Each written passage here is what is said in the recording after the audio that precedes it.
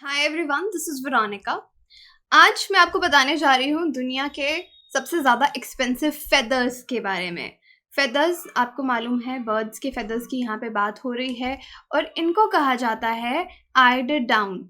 Okay, तो इनके बारे में डिटेल में जानेंगे। आपकी कोई भी क्वेरी हो आप मुझसे कनेक्ट कर सकते हैं सोशल मीडिया पे, because I feel together we can make a huge difference. चाहे फेसबुक पे, इंस्टाग्राम पे या टेलीग्राम पे। पीडीएफ जो है वो आपको सिर्फ और सिर्फ मेरे टेलीग्राम चैनल पे ही मिलेगा।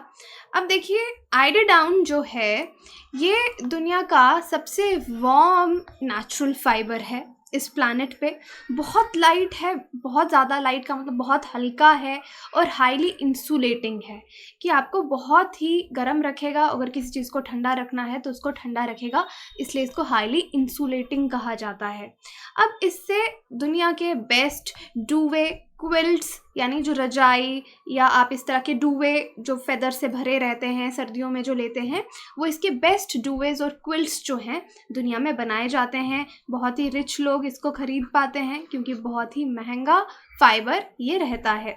तो इसके बारे में डिटेल में जानेंगे। अब बेसिकली एक सी डक है जिसको आइडर बोलते हैं, उसका डाउन है, उसके ये फेदर्स हैं।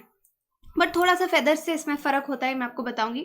अब वैसे भी अगर आप देखें, नेचुरल फाइबर्स बहुत अलग अलग तरह के आते हैं। वेजिटेबल का आता है, सेलुलोज से, एनिमल का प्रोटीन से।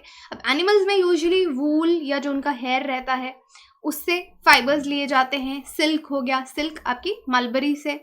और फिर लैम्प वूल, गोट हेयर, हॉर्स हेयर। और मिनरल फाइबर्स एस्बेस्टोस, फेब्रस, ब्रूसाइट। तो सीड, ब्लास्ट, तो आप यहाँ पे देख सकते हैं सीड से कॉटन आता है, बास्ट से फ्लैक्स, हेम्प, जूट बनता है, लीफ से सिसाल, अबाका, स्टार्क से वीट, मेज, राइस। और अभी आपको याद हो तो मैंने रिसेंटली बनाना फाइबर की बात की थी कि बनाना के स्टेम से भी फाइबर बनता है, जूट टाइप का, काफ़ी स्ट्रॉन्ग फाइबर है।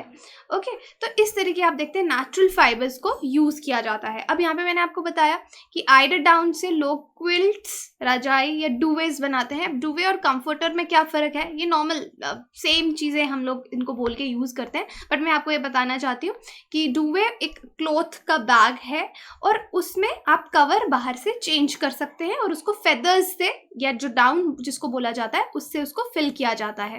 कंफर्टर क्या है, एक ओवरऑल एक रजाई टाइप है, फ्लॉसी ब्लैंकेट टाइप है, उसको हम कंफर्टर बोलते हैं।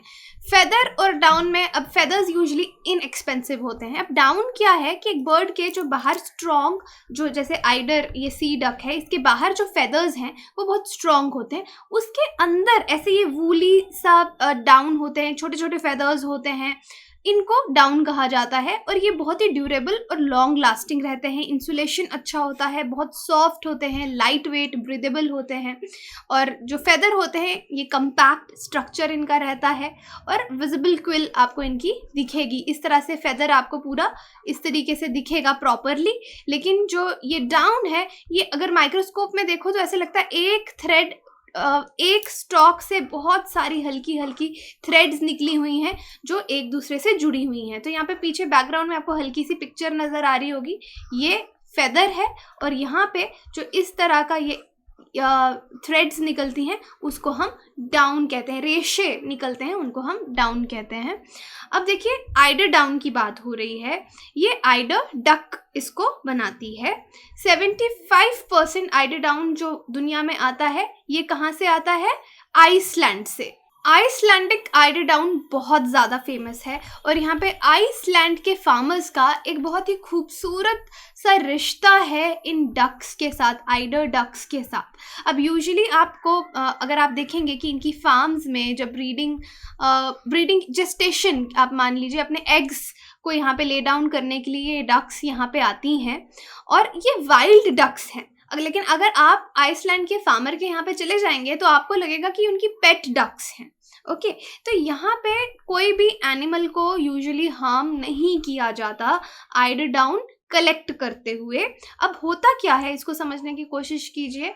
जब इनका एग लेइंग टाइम आता है समर के आसपास, तो ये डक्स आइसलैंड में आती हैं। यहाँ पे फार्मर्स हैं, ये उनके साथ इनकी बहुत अच्छी फ्रेंडशिप है इन डक्स की। क्यों? क्योंकि ये उनको प्रोटेक्शन देते हैं।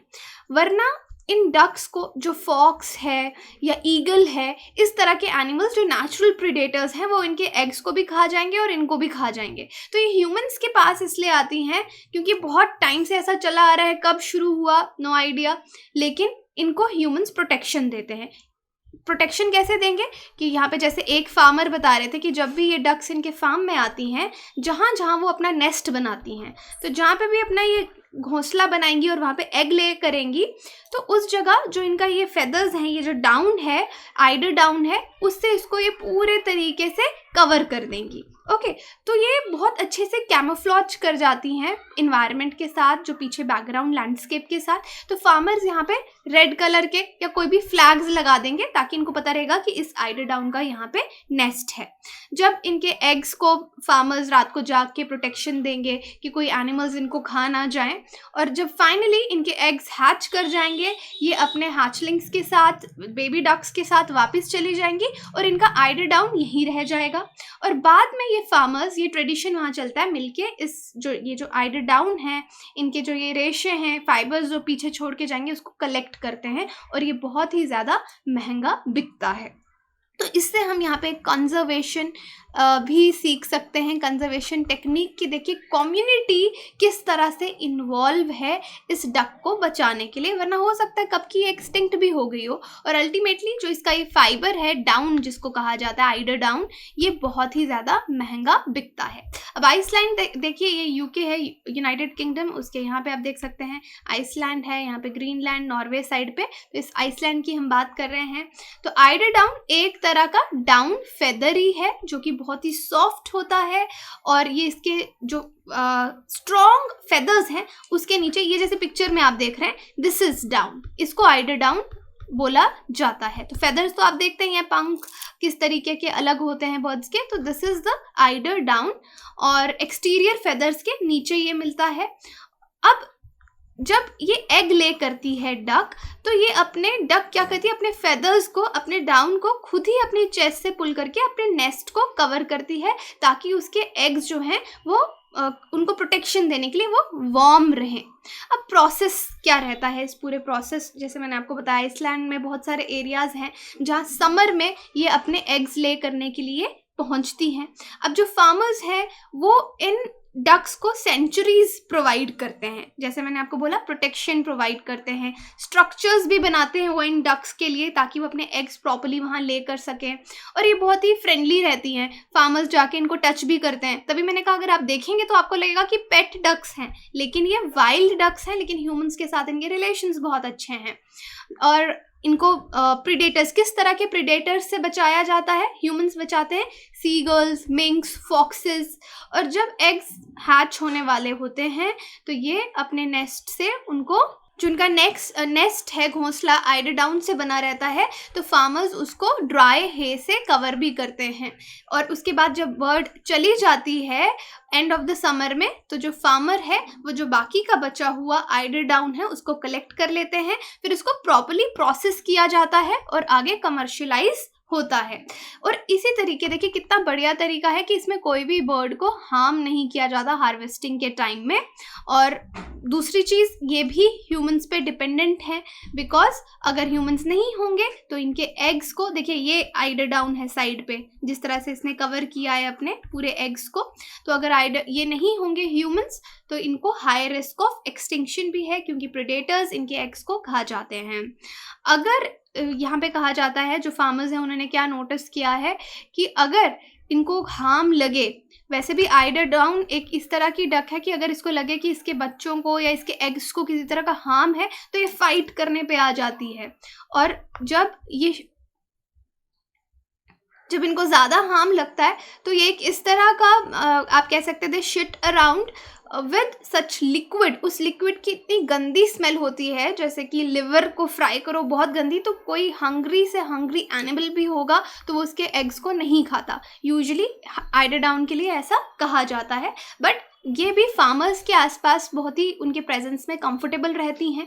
अब इस चीज़ से सीखने को यही मिलता है कि ये जो रिलेशनशिप है ह्यूमन और एनिमल का, ये अच्छा है और किस तरह से। और इंडिया में तो ये चीज़ हमने हमेशा से देखी है कि अगर हमको फॉरेस्ट कंजर्वेशन करनी है, एनिमल कंजर्वेशन करनी है किसी भी तरह की, तो community involvement is very important, क्योंकि जहाँ पे लोग इन्वॉल्व होंगे वहाँ पे कंजर्वेशन ज़्यादा होगा। अदरवाइज हम क्या देखते हैं, बहुत बार ह्यूमन एनिमल कन्फ्लिक्ट हमको देखने को ज़्यादा मिलता है। लेकिन यहाँ पे एक तरह का म्यूचुअल बेनिफिट है, तो ह्यूमन एनिमल दोनों एक दूसरे पे डिपेंडेंट हैं।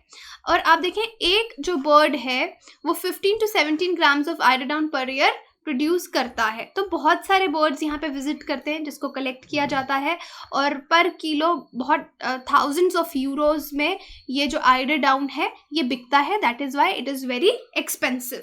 अब इसके कैरेक्टरिस्टिक्स की बात करें तो जैसे मैंने बताया, बहुत ही सॉफ्ट है और पावरफुल इंसुलेशन देता है, लाइट है, एक्सट्रीमली रेजिस्टेंट टू कंप्रेशन, ऐसे कंप्रेस नहीं हो जाएगा, दब नहीं जाएगा, फ्लफ़ी रहेगा हमेशा। और इसके जो products high and luxury products बनाए जाते हैं, जैसे डुवेज हो गया, आर्टिक में जो लोग रहते हैं उनके लिए क्लोथिंग हो गई, उसके बाद commonly used fillers, insulating materials, light soft unique properties down की वजह से इससे बहुत ही हाई एंड लग्जरी प्रोडक्ट्स लोग बनाते हैं। तो लाइट चीज़ों का फ़ायदा यही है कि जो इसको लेगा उसको बहुत अच्छी कंफर्टेबल नींद आएगी, क्योंकि यूजुअली आपकी रजाई बहुत भारी होगी या फिर हैवी। आजकल तो खैर बहुत सारे नेचुरल प्रोडक्ट्स या सिंथेटिक प्रोडक्ट्स आते हैं, फाइबर्स आते हैं जो इतने भारी नहीं होते, बट इसका कंफर्ट मैचलेस है और टेम्परेचर को रेगुलेट करने में हेल्प करती है। और so it is said that कि जो लोग इसको लेते हैं तो काफ़ी साउंड स्लीप का एक्सपीरियंस रहता है। तो बेनिफिट्स भी इसके हैं। अब देखिए, बहुत लंबे समय से यूज़ होता आ रहा है और बहुत ही वेल्दी जो लोग हैं, अमीर लोग हैं, वो इसका यूज़ करते हैं।